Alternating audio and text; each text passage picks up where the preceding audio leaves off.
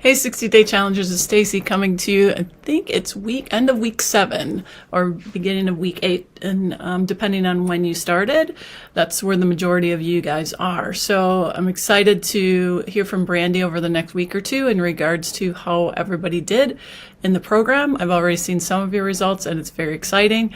I know that some of you are a little bit frustrated in not losing what you want. But I know that all of you are going to be looking really hot for the holiday. I'm a bit frustrated in the slow progress that I'm having in the program. So I'm diving deep into the things that I want to talk to you about today and why things may be a little bit slow for some of you and what we might need to tweak if you want to continue with us on your fat loss journey, help become more fit, improve your VO2 max, improve your metabolism, improve your balance between your lean mass and your fat mass, and get into starting off the new year right. So I just want to do a quick video for you, just showing you the different reasons why you may be having some issues and give me some insight of what I'm finding out about myself in regards to where I am in the journey to becoming more fit and improving my metabolism. So let's go ahead and I've got a little PowerPoint presentation together here. So in my research over the past year in regards to putting together this program about metabolism and how to improve metabolism, my goal was to help people with fat loss because I've lost weight before, gained it back, lost weight before, gained it back. And many times when I've lost weight, I've lost muscle and not as much fat as I would have liked. So what I wanted to do now is find a way to help people, including myself, be able to lose fat, maintain or gain muscle, because now we know how important your muscle health or having an adequate amount of lean mass versus fat mass is important in regards to your metabolism. So I think I've told you before in other videos, I found out that my metabolism is significantly low. I had that kind of inkling anyway, but now I have the data and the results to say that for sure. With that information, I've been doing a lot of research and looking into how I can improve my metabolism. I have to say it's starting to make a little bit of a change. But the reason over the last few years that we found that people are having difficulties with their metabolism are these reasons here. So if you're not losing weight or if you're stuck or if you're plateauing, these are the areas we really have to look at. And one thing that I haven't written on here that I'm going to do a special presentation on in the next couple weeks is stress. So right now I'm just doing the things that we can gather some data on so that we can see where you're at in regards to your metabolism and your fat loss journey, or just feeling fit, even if you're not here to necessarily lose fat, but you just want to feel fit and feel like you can be active and want to feel healthy as you age.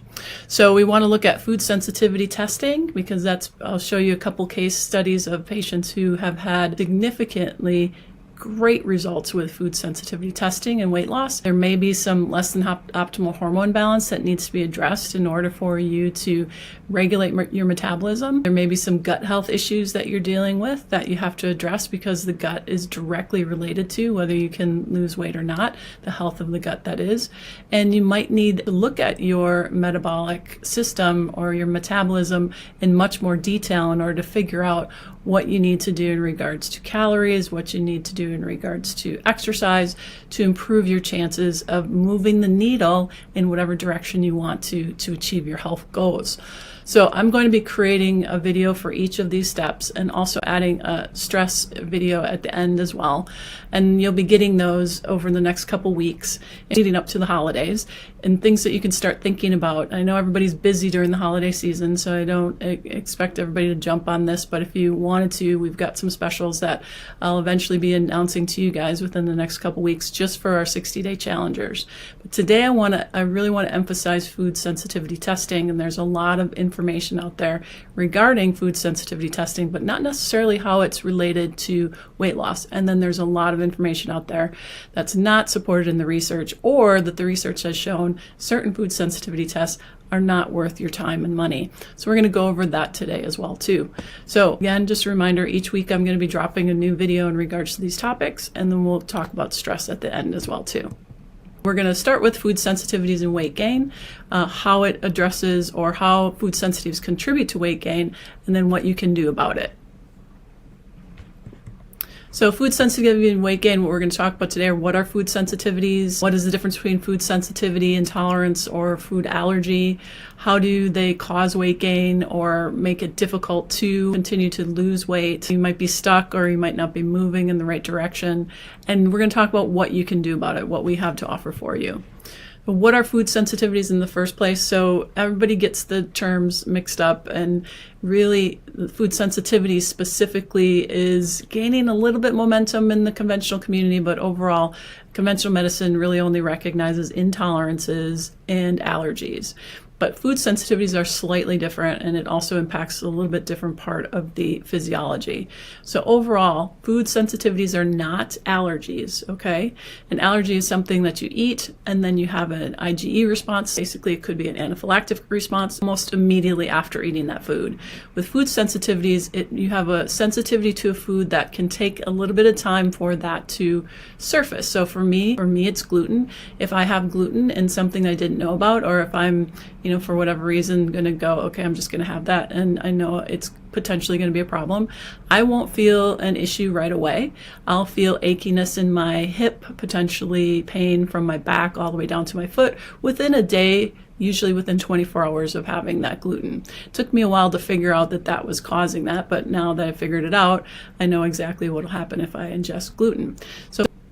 So unlike the immediate reaction that an allergic reaction has, food sensitivities will usually lead to something like weight gain, but also you can have joint pain, you can have headaches, migraines especially, other gastrointestinal disorders, but you won't see a food sensitivity always with somebody who has gastrointestinal disorders. But typically when there is a food intolerance, you will see gastrointestinal disorders. They used to think that celiac disease was food, and there's still some people that talk about that, but they've really discovered now that celiac disease is actually a autoimmune issue, right? So the body's attacking itself when gluten is ingested. That's very different from food sensitivities. When we talk about the testing, we're looking at food sensitivities, things that you might be severely reacting to, moderately reacting to, minimal reacting to, or not even reacting at all to, based on blood tests that we have done. We'll go into that in a little bit. It's a delayed reaction, not always gastrointestinal. Food tolerances can be delayed, can be immediate, and it's usually something that is related to the gastrointestinal system. So diarrhea from being lactose intolerant, bloating from having certain foods that contribute to bloating, like if you have SIBO, which is small intestinal bacterial overgrowth. Food allergies are mostly likely immediate responses, can be intermediate, can be severe reactions that require strict avoidance of that allergen. So how can food sensitivities be related to weight gain or difficulty losing weight? Well, food sensitivities can contribute to weight gain by several different ways. Let me get my face out of the way there. Chronic inflammation. So with food sensitivities contributing to creating inflammation in the gut, and in the next couple weeks I've got a couple videos to show you in regards to what gut health is like. That chronic inflammation can lead to persistent inflammation or systemic inflammation over time, and that can disrupt your metabolic processes and promote fat storage over time. And your body at times when it's under stress, it's not usually a great time for the body to release fat and get rid of it. So if your body is under physiological stress from either emotional stress or physiological stress from foods that you're eating, then it's less likely, it's going to be much slower to be able to get rid of weight as well too. So you may plateau much more quickly. So stress, both psychological stress and physiological stress, impede the ability to lose weight healthily. So hormone imbalances can be a contributing factor to why food sensitivities are potentially an issue with you losing the weight that you want to, or getting stuck if you are losing weight slowly. So the inflammation from those food sensitivities can affect hormones like insulin. They can affect cortisol. They can affect thyroid function. These things can increase your appetite and cause, again, fat accumulation as a result. And they can also make you feel very tired and lack the energy or the motivation to move your body to using the calories and getting rid of the fat. So they can also contribute to digestive issues. So not everybody has digestive issues with food sensitivities, but if they cause bloating or water retention, that can contribute to weight gain as well too. Those digestive issues can contribute to an altered gut microbiome, which when we talk about gut health in the next couple weeks, we'll talk about different studies that they know that if you have a certain type of microbiome, you're more apt to lose weight or gain weight. And there are numerous studies about that now. So that's really important. If we get rid of the food sensitivities that might be damaging the microbiome, then give the microbiome what it needs to be more diverse and healthy, then there's a better chance of being able to maximize your ability and your metabolism that impacts your ability to lose weight and keep it off. If you have food sensitivities, you can have increased cravings. So if you're eating foods potentially that are feeding the bad bacteria in your gut, then those foods that you may be sensitive to causing inflammation, those foods may also be stimulating that bad bacteria to kind of want or create more cravings. Those foods that you're sensitive to that you're eating will result in you having these food cravings that you feel like you don't have willpower, when it's actually gut health that is contributing to you wanting those foods more, and the inflammation that is created in the system because you're eating foods that you're sensitive to. Also, reduced activity. I've never really had a dairy issue in that I'd have to run to the bathroom after having milk or anything, but I wasn't always feeling well after having dairy. I didn't know why. But when I removed the food sensitivities that I had, and then one of them was whey protein, which is part of the proteins in dairy, and I was at an airport and I was in a hurry and I just wanted a healthy smoothie, so I grabbed a healthy smoothie and said, put some protein powder in there, didn't check to see what kind it was. It was whey protein, and literally I felt like I wanted to go to sleep within the next half an hour. So I was wiped out, and I certainly did not want to do any type of exercise as a result of feeling that way. So if you eat certain foods that make you feel extremely tired, you're going to be less likely to want to move and again exercise. So keep in mind that these food sensitivities could be to normally healthy foods. Like we'll talk about a couple of case studies at the end where they had food sensitivities to blueberries. I had a food sensitivity to spinach at one time. People having food sensitivities to sweet potato, white potato, beef, eggs, things like that. It can be foods that are generally healthy for you, that you think you're trying to do a good job and eat healthily, but then you're getting these reactions and you don't even know that that's contributing to inflammation in your system, which could be affecting your ability to lose weight. So there's different types of food sensitivities out there. The different tests that are available are IgG testing.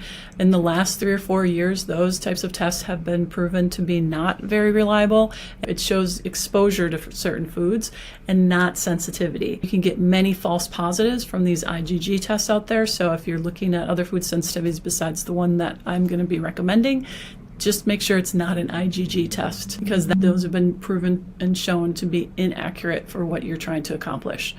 The other thing that we see that does work actually for people is the elimination diet. So I typically start with eliminating the normal triggers like gluten, dairy, and sugar. But people who are a little frustrated and don't want to remove some of those things, if you do an LCAT test or the food sensitivity test that we recommend, that will create a situation where you will see exactly which foods you're reacting to. And in this email, I've attached my LCAT test to show you what I'm severely reacting to, moderately reacting to, minimally reacting to, and not reacting to.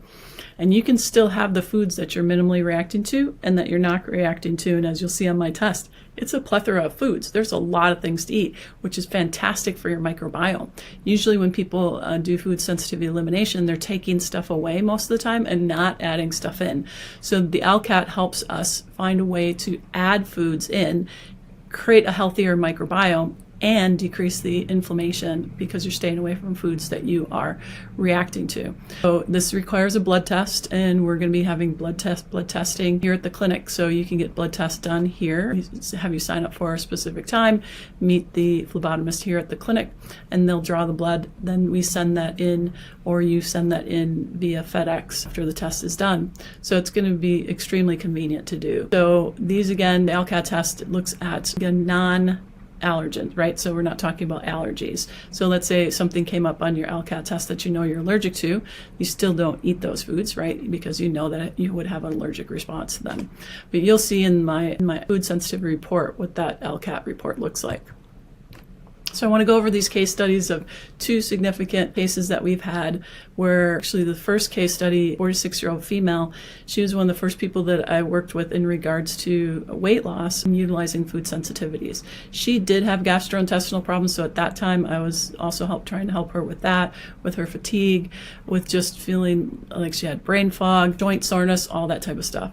She was eating well and exercising. We looked at, she was not exercising, but she was eating really well and she could not shift the weight. And she doesn't really love to exercise, so that was going to be one of the last things that we implemented into her program, because she knew that she wouldn't be as dedicated to that. You know how I feel about exercise and how Brandy feels about exercise, but we want to make it so that people are successful in their program, so we weren't going to start there with her. So once we followed the directions of the ALCAT test, and she was on our gut reconditioning program for 3 months. She lost a total of 52 pounds over a year and has kept that off with almost 2 years later now. But she lost 28 pounds in the first 3 to 4 months. So she had an extraordinary result to getting rid of her food sensitivities and able to really minimize the inflammation. And she says she never felt hungry. So she had so many different foods to choose from, and she just stayed away from the one who creating that inflammation in her system and messing with her metabolism as well. Then we have a 57-year-old female who has been trying to lose weight on and off for basically, she said, forever. She was eating well. She was exercising and doing a really good job of it. She was also on HRT, so she had ticked off a lot of the boxes in regards to hormones, exercise, and diet.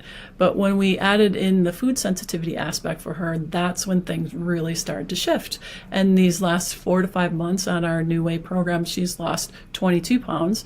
And, and there's been ups and downs and plateaus. We are helping her through those things as well, too. So she's lost over 10 inches and she's decreased her body fat percentage by 7%. So it's just amazing what can happen if the food sensitivities are the thing that's keeping you and your metabolism from optimizing your overall ability to lose fat and to really get the results that you want. And we do unfortunately find these things happening, around perimenopause, in menopause, or for some people, 7 to 10 years after menopause. There is a shift in hormone levels for females in all those different areas. So we want to jump on that with food sensitivity testing as soon as possible. But also, again, food sensitivity testing is meant to give you more things to eat. Thank you so much for your time and for being a part of this program. I hope that you found it to be beneficial. Your official launch of the 60-day challenges that we're now going to be implementing throughout the year. So if you wanted to rejoin at some time, that would be totally fine. We're also going to give you an opportunity in the next couple weeks, again, as the holidays kind of roll to an end, to get started either with us in January with the New Way Fat Loss Program for a discounted price, or we're going to be looking at giving you an opportunity to continue using the Trainerize app, also having Brandy as your personal coach as well with that. And then we'll be giving you a big discount on that as well too, because we'll be launching some of these new programs in the new year. Brandy will also be sending a survey out to you to ask for your feedback in regards to what you thought was good, what you felt needed some work, and if there's any other suggestions that you have for the program, so that we can make it the best for you if you want to continue, but also for others as they come on board. So thanks so much, and I look forward to hearing from you soon, and you'll get the next email, video, and presentation about hormone health next week.